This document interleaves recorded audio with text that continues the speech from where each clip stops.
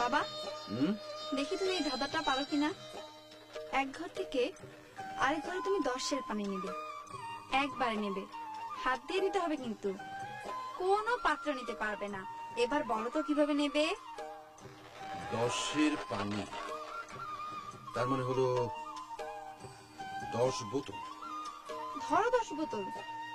10টা বোতল আমি একসঙ্গে করে নিয়ে যাবো। বললাম না কোনো পাত্র নিতে পারবে না। ও আই সি, কঠিন প্রপোজিশন। আচ্ছা দেখি, দে কাগজ কলম দে। কাগজ কলম দিয়ে কি করবে? আরে কাগজ কলমে আগে ভালো করে পয়েন্টস গুলো লিখি।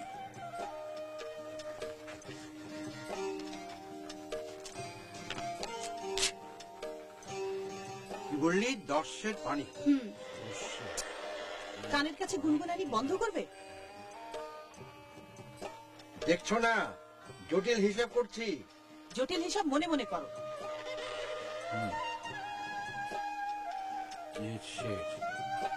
মানে 1 লিটার পয়েন্ট।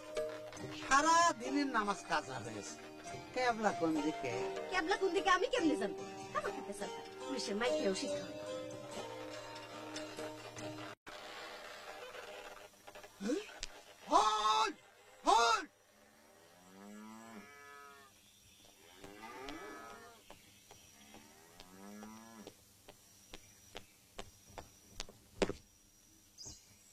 স্যার বিরাট সমস্যা, শত শত মহিষ রাস্তার উপরে।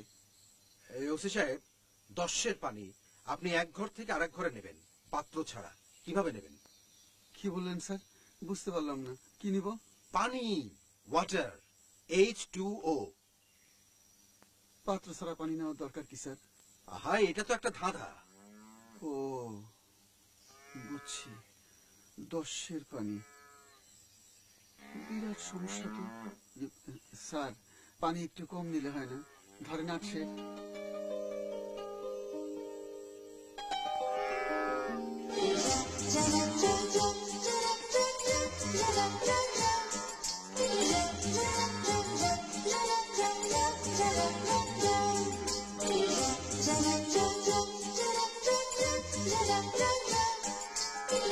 Yeah.